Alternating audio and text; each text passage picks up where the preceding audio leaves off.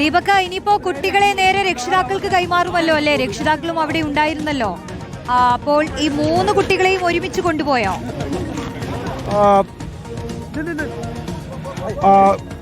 റോഷ്നി, നമുക്ക് ഇവിടെ ദൃശ്യങ്ങളിൽ കാണാം. ഇതാണ് നൌഷാദ്, ഇവിടുത്തെ ഒരു പ്രദേശവാസിയാണ്. ഇദ്ദേഹമാണ് അവിടെ തിരച്ചിലിന് പോയ സമയത്ത് അവിടെ അവരുടെ അരിയും മറ്റ് പലവ്യഞ്ജന സാധനങ്ങൾ അടക്കം കണ്ടത് അല്ലേ? നൌഷാദ്, എന്താ കണ്ടത് നിങ്ങൾ പോയ സമയത്ത്? ഞങ്ങൾ പോകുമ്പോൾ അവിടെ ഒരു ടാർപ്പായി കെട്ടിയിട്ടുണ്ടായിരുന്നു.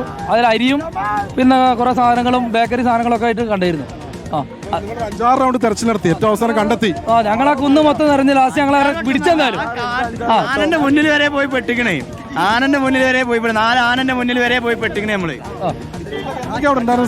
അവിടെ അരി ഉണ്ടായിരുന്നു, കുറെ പിന്നെ ബേക്കറി, ഒരു ചെമ്പ്, കത്തി, എല്ലാ സാധനം ഉണ്ടായിരുന്നു. ഒരു ബ്രഷ്, 2 ബ്രഷ്, ഒരു പല്ലേക്കാളുള്ള ബ്രഷ് കാര്യങ്ങളെല്ലാം എടുത്തിട്ട് ഇന്നലെ അവർ അവിടെ ഉണ്ടായിരുന്നില്ല. നിങ്ങൾ ഇന്നലെ കണ്ടിരുന്നവരെ? 3 മണിക്കേ ഉണ്ട്, 3 മണിക്കേ ഉണ്ട് ഇന്നലെ. ഇന്നും ഉണ്ട്, പകലുണ്ട്. 2 ബൈക്കായിട്ട് 3 ആള്. ഇന്നിപ്പോ വൈകുന്നേരം നിങ്ങളെ കണ്ടപ്പോഴാണ് കയറിപ്പോയത്?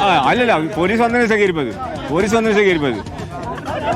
റോഷ്നി, അതായത് നാട്ടുകാർ വലിയ സന്തോഷത്തിലാണ്. കാരണം രാത്രി മുഴുവൻ തിരച്ചിലിന് അവർ തയ്യാറായിരുന്നു. അതിനിടയിലാണ് മണിക്കൂറുകൾ നീണ്ട തിരച്ചിലിനൊടുവിൽ ഈ 2 ആളുകളെ കണ്ടെത്തിയിരിക്കുന്നത്. അങ്ങനെ താമരശ്ശേരിയിൽ നിന്ന് കാണാതായ 3 വിദ്യാർത്ഥികളെയും ഇപ്പോൾ കണ്ടെത്തിയിരിക്കുകയാണ്. അവരെ 3 ആളുകളെയും മേപ്പാടി പോലീസ് സ്റ്റേഷനിലേക്ക് ഇപ്പോൾ കൊണ്ടുപോയിട്ടുണ്ട്. റോഷ്നി.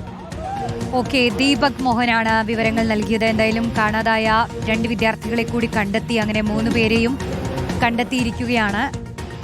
നാട്ടുകാരും ഫയർഫോഴ്സും പോലീസും എല്ലാം ചേർന്ന് വ്യാപകമായ തിരച്ചിലായിരുന്നു കഴിഞ്ഞ മണിക്കൂറുകളിൽ നടന്നിരുന്നത്. ഏറെ ആശ്വാസകരമായ വിവരം തൊട്ടു മുൻപാണ് എത്തിയത്, വിദ്യാർത്ഥികളെ കണ്ടെത്തിയെന്ന്.